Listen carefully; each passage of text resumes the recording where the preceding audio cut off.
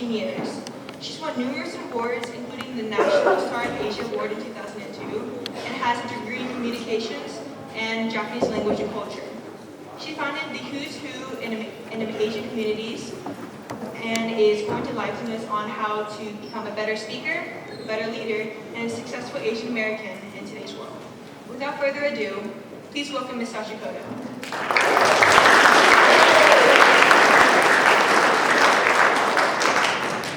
Thank you very much, Amy, for that warm welcome, and I want to congratulate Amy and Brian for establishing the ASLA. I certainly wish that I had had an opportunity to be involved in a group like this when I was growing up, and I think you all should be very proud of your parents, of some of the members of the group. Also, I wanted to thank Jean, or in my poor Chinese, Xiao Xia. She has been such a champion for helping the Asian community and helping me, so thank you so much, Jean.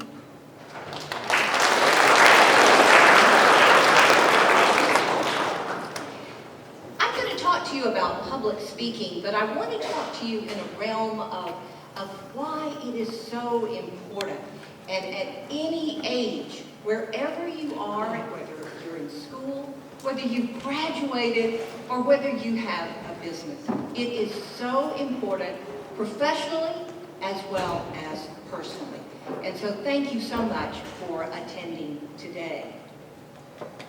I also want to thank the ASLA because look at your motto, take the lead and brighten the future.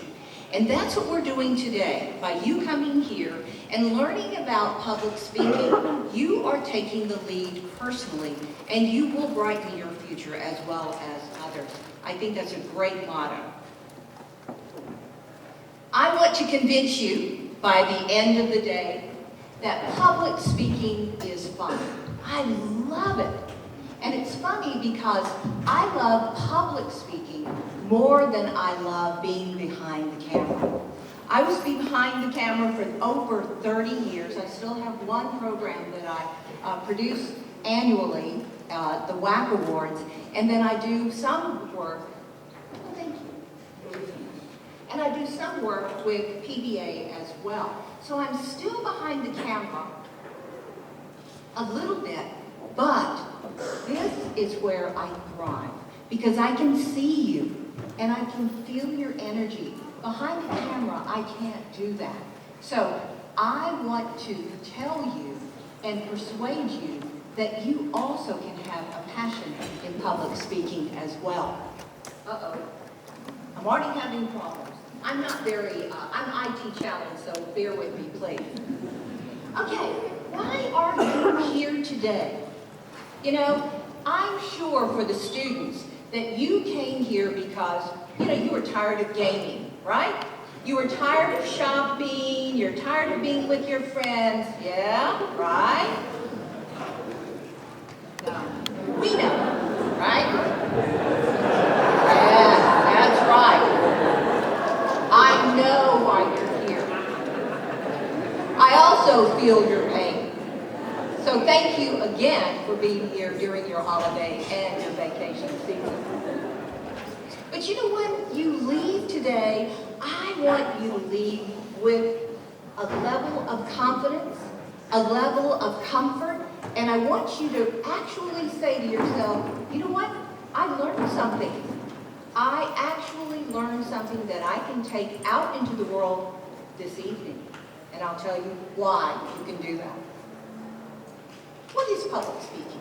I think it gets a bad rap because most people think that public speaking is on a stage with a podium, microphone, lights. But you know what? That's not necessarily what it is. There's so much more to public speaking. And if you look at my definition, then you'll understand why you can take some of the tips from today and use them immediately after. Because public speaking, in my way of thinking, is any conversation outside of the house, okay? Any conversation outside of your home. So that means it's 1-on-1, 1-on-10, 1-on-100. And for the high school students, college students, we're talking about one-on-one with adults, one-on-one with your principal, with your teachers, 1-on-10 within your groups, and then later on in your life, 1-on-100. And that's why you can take these skills and you can use them now. And these are lifelong skills. Any skill that you learn today, any technique, it won't change. And you can use them throughout your career. And that's why public speaking is so important.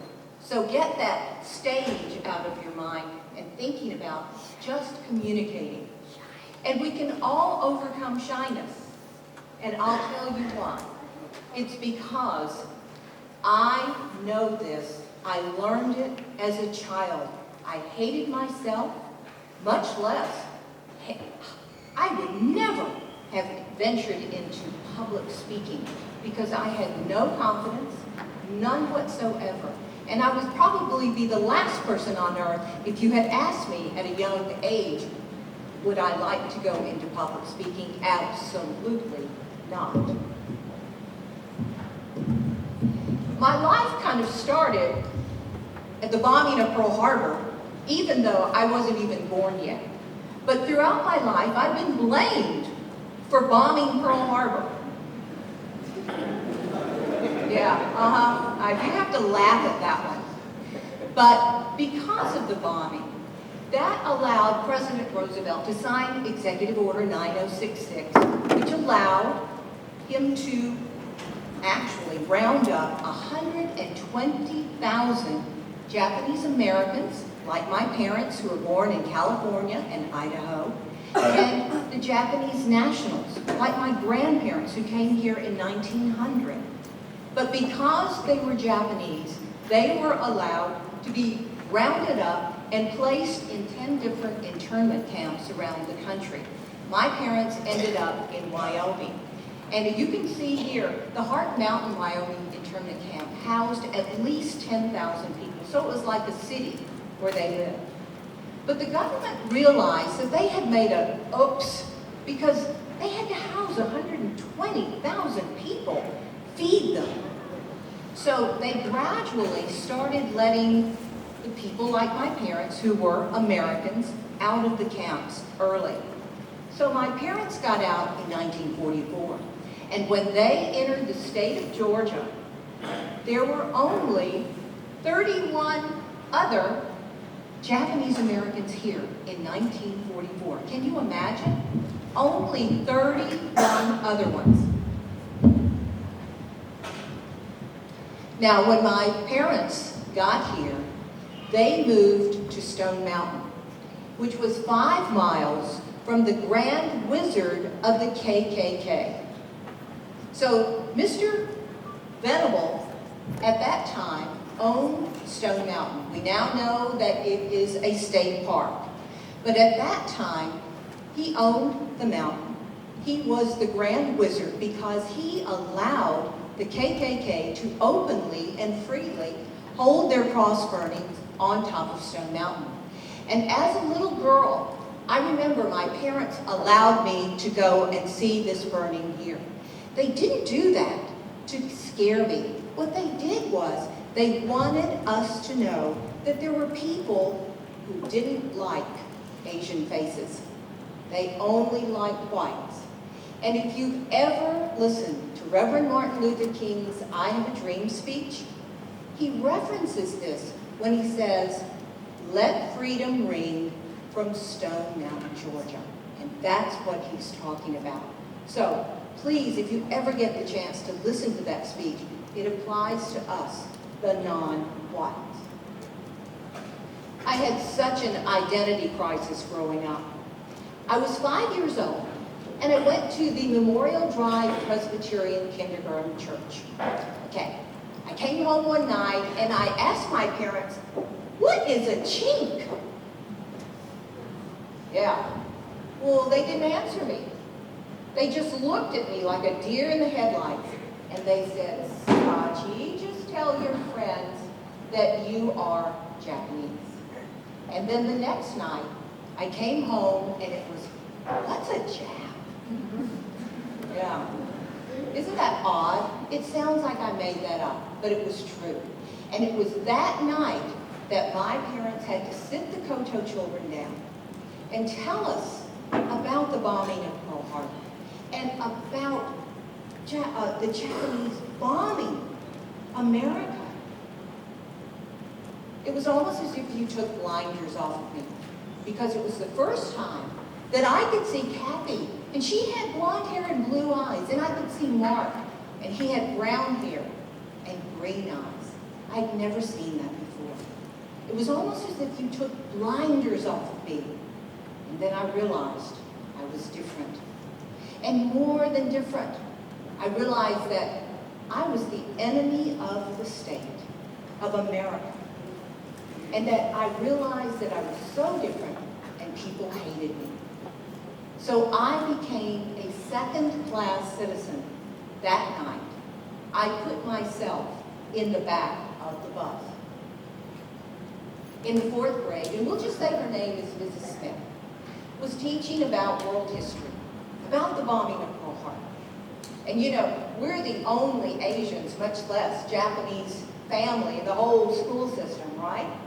She kept talking about those damn sneaky Japs. Those damn sneaky Japs. She kept pointing at me. Yeah. Very uncomfortable, you know? And so finally I raised my hand and I said, Mrs. Smith, my parents said that the word Jap is impolite, that we're supposed to say Japanese. Wrong answer. She came barreling down the aisle and she slapped me in the face and she told me to get out in the hall. And I was out there and I was so confused. I'm the kid, she's the adult, I get slapped. I didn't say the impolite word. And a few minutes later, another teacher came by. And remember, this is in DeKalb County. She came by and she said, Sachi, she put her hands in mine, and she said, you're going to have to learn to forgive Mrs. Smith. And I'm like, yeah, right. Who slapped who? Right? I'm the kid. Then she went on to say, it was Mrs. Smith's son who was killed at the bombing of Pearl Harbor. And it was almost like a little light went off in my head. And I realized she was so right. I was the one who was going to have to learn to forgive and stop having, oh, poor, pitiful me. So it was the beginning of that conversation that I had in my head. Picture my dad here. He should have been a child psychologist. He had a great sense of humor. After all, who would put rabbit ears on Buddha? But he knew that I was hurting.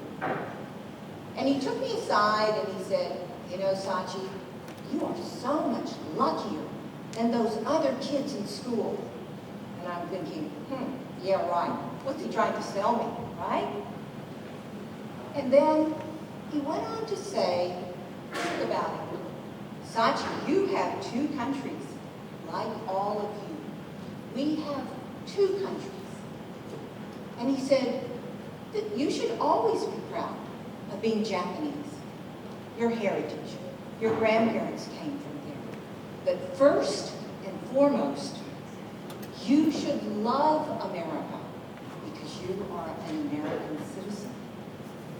And you know, this was a man who spent nearly 3 years in an internment camp that was guarded with soldiers with guns. But yet, he walked the talk, and I could see that he truly was proud to be an American citizen. So, again, that little light bulb went off in my head, and I gradually became comfortable in my skin. And I gradually accepted who I was, that I am Japanese American, that you are Chinese American, and that we bring so much more to this country because we have both countries. Whoops, wrong way.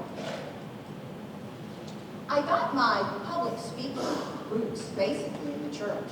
And maybe it's a throwback to DeKalb County education. But Bob Bowler and I were the only ones that could basically read the Bible. And if you've ever read the Bible, you know those words are this long. But anyway, they would make Bob and me get up and read and talk. And you know, we had the wobbly, shaky knees and the dry throat and the voices cracked. But it was a start. And Bob became a minister, and of course, I went into broadcasting. So it definitely helped. Growing up, I'd have people come up to me and say, "You speak English so good." And you know, I know that they were trying to be polite and complimentary.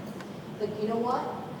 I realized as a young girl, they were not only looking at my Asian face, they were listening to me. And that's why I know that public speaking is so important, because people are listening. And when they listen, they judge as well.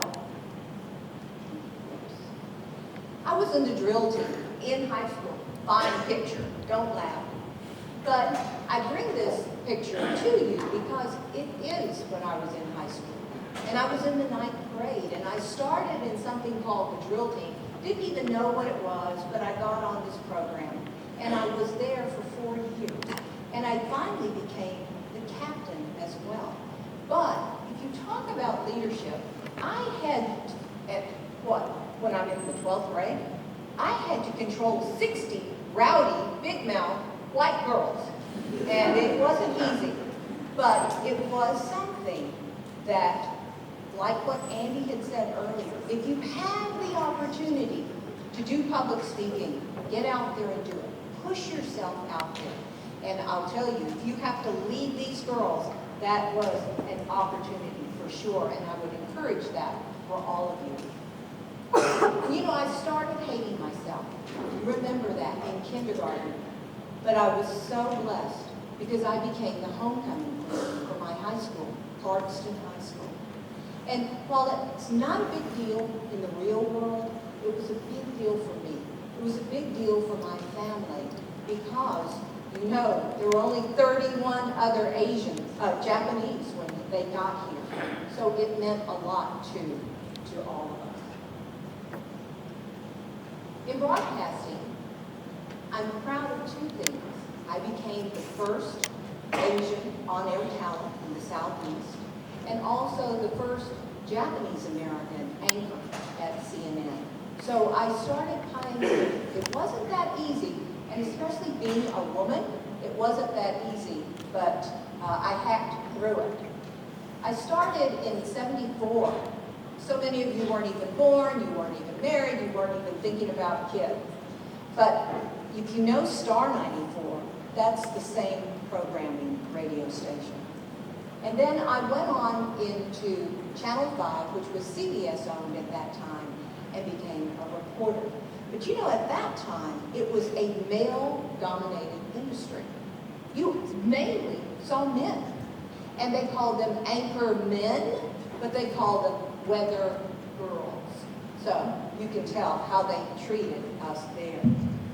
And as I was being introduced around Channel 5 on my first day, everyone was very nice. But I got to one white male. He folded his hands, he scowled, and he pointed at me and he said, "Ah, you're the token Asian." How rude. I was so angry. But you know what? I used my Asian brain. You know how we use our Asian brain? You know? Thank you. Yeah, we don't get mad. We don't go and get violent. We use our brains.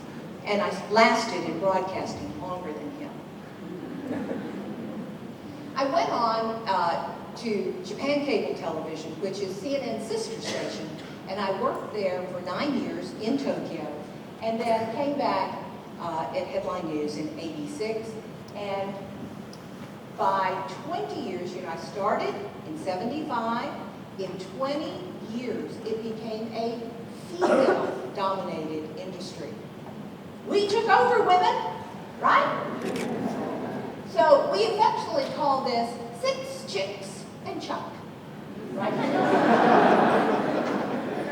But to be honest with you women, the reason why men left the broadcasting industry is they could make more money outside. We just stayed in there and didn't make the money.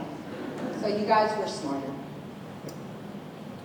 So I spent over 30 years in broadcasting. And you saw how I went from being shy is not even the word, hating myself, wanting to die, and then going into broadcasting and then loving public speaking. And that's why I am so confident that you too can become a good public speaker by taking advantage of opportunities, getting coaching, or whatever is necessary, but you too can become a great public speaker. It takes tenacity, it takes experience, and it takes a lot of practice, but you can do it.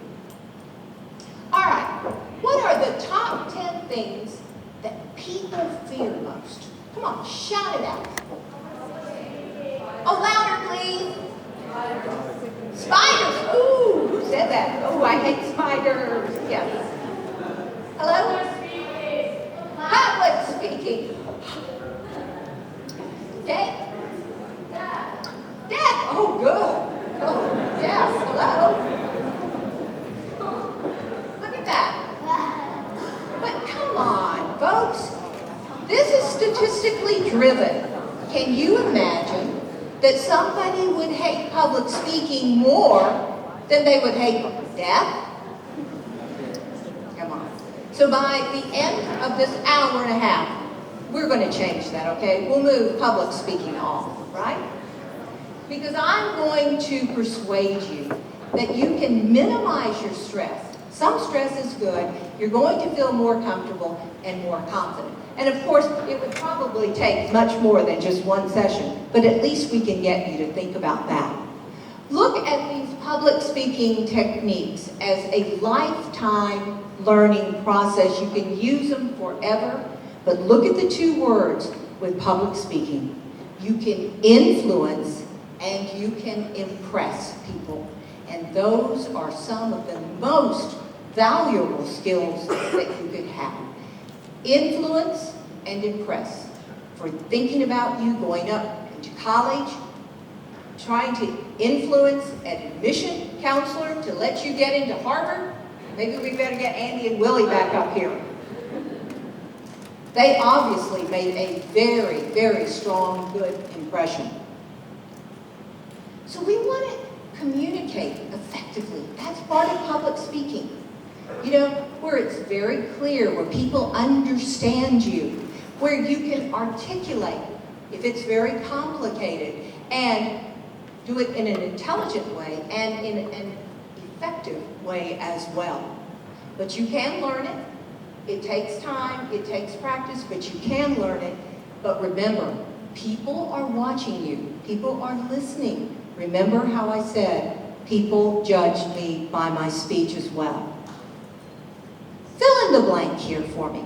Look at it. Poor speakers face difficult consequences, okay? A study by a Midwestern university found that the lack of something was the main reason employees were not promoted and they were held back in their careers. Pardon me? Communication. Thank you. Think about it. Communication. The lack of communication skills. And it wasn't because they couldn't do a good job. No. They could do the job well. It wasn't because of their overall performance, but they couldn't communicate. I'm working with a group of Buick up in Detroit, Buick engineers, all Asians. And what my assignment is to get these engineers up to another level. They're all at manager levels, but they can't communicate. And most of them are second generation, but they can speak English very well, but they don't have that assertiveness, and they don't speak up when they should. And that's what this study is talking about. Overall performance, they're awesome engineers, but they just don't communicate. First impressions. When I walked out on the stage, I hope the first impression wasn't, oh my gosh, she's so old. Be kind, please. But you can't help. That's what's going on in your heads. You have this little brain with the camera and it's clicking away. And you're judging me by my clothes, my voice. Maybe you can see that, oh, she's Japanese. I don't know if you can read that. But my education level, all of this, and much, much more. But we can't help it. And mainstream looks at us and they judge us.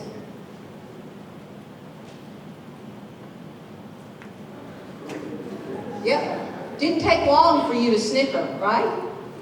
So how long does it take to make a first impression?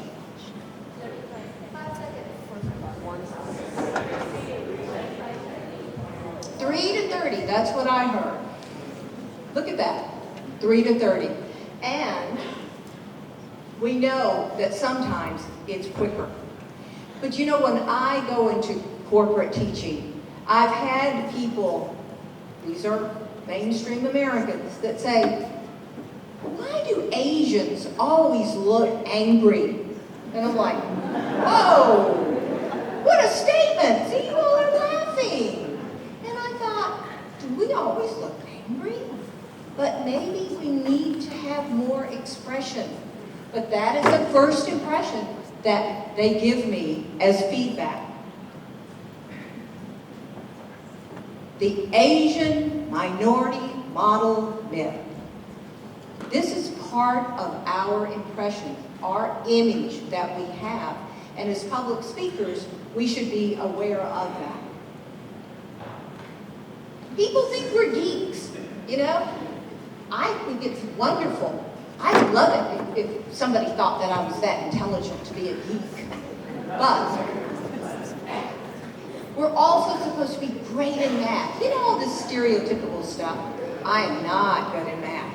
I've got the verbal side, right? So I love it because people automatically think I'm so smart in math. Oh, you have such beautiful Asian skin. And oh my gosh, that hair. Yeah, you've heard it all. Can I touch your hair? Oh, right. But people judge us, What color are you?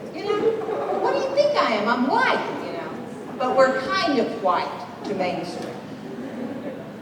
But they judge us by our skin. Yes, isn't that sad? But I think the girl on the left is a Japanese actress. And in Japan, and I know I was there, I saw this. Anytime those little canines stuck in, oh, she's so cute. And I'm like, no, she's not 5, And they make fun of our accents. They mix up our L's and R's, and they make fun of that. Yes. But we're all giggling, and I'm so glad that we can do that because we're all Asians. But you know what? That is our impression that we are making to mainstream. And that's why public speaking is so important in accent reduction as well, to make sure that we try to get it right. And again, this. I saw, in Pasadena, California, they have billboards up. We don't eat our pets, we love them. I was really insulted that was up there. So, be aware that as Asians and as public speakers, immediately when we hit the stage, that's what's floating around. Or even out in public, that's what's floating around in some people's heads, the stereotypical things about Asians. And with that, we're talking about how much percentage are they looking at? Anybody know? Louder, please. 60, exactly right.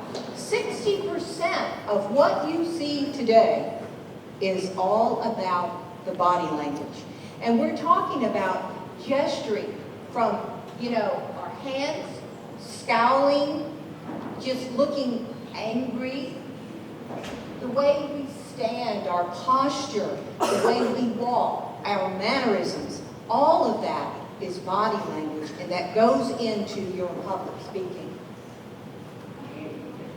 I would like everybody to sit up straight and try to imagine putting a penny between your shoulder blades.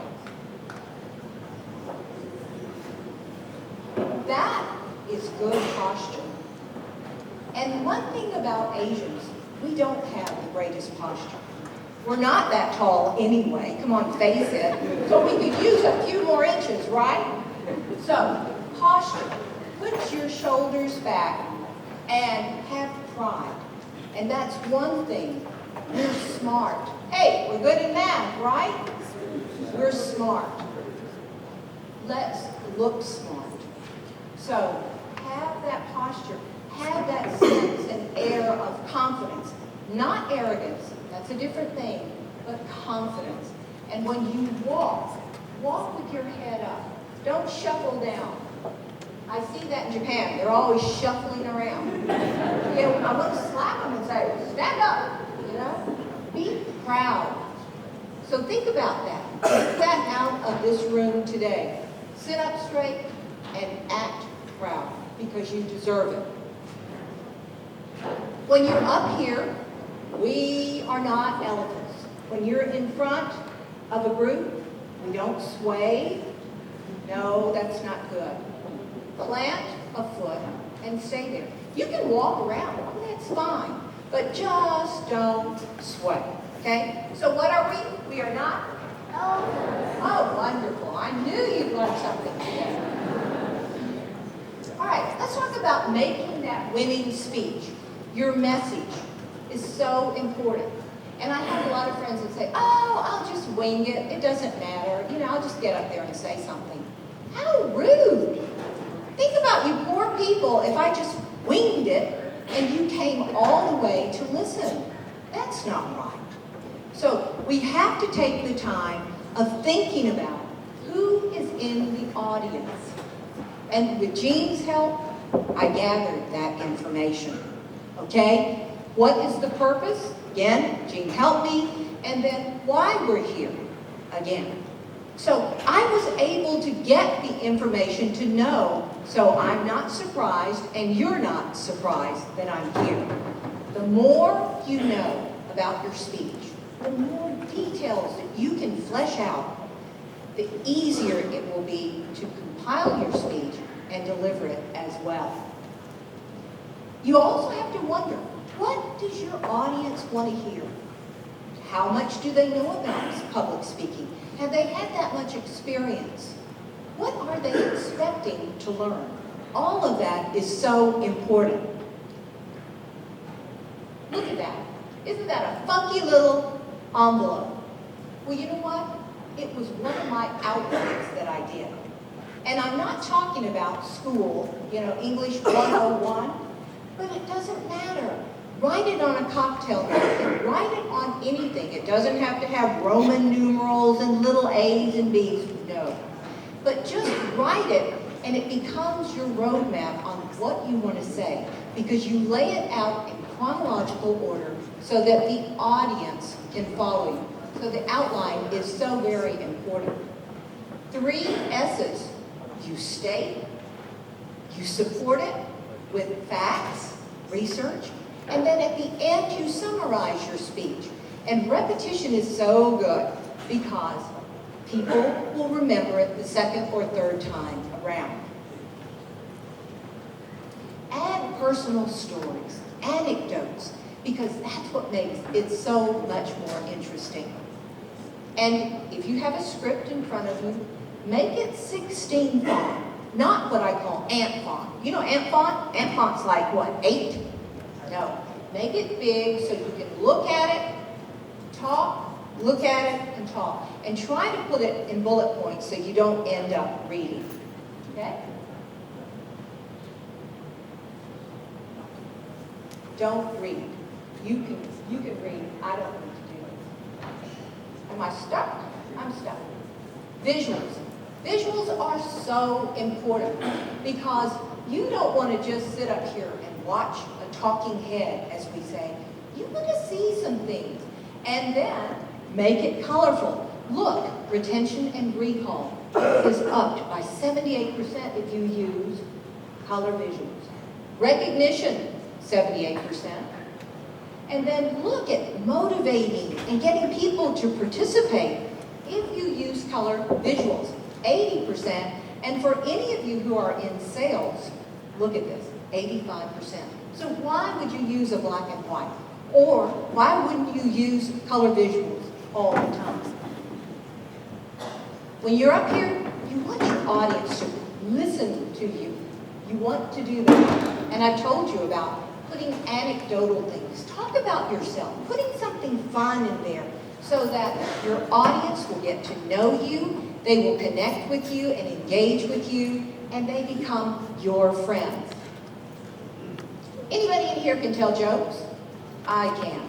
I am so bad. But if you can tell jokes, then you are so far ahead of the game because you warm up that crowd and then you get that humanistic form in there and they appreciate humor.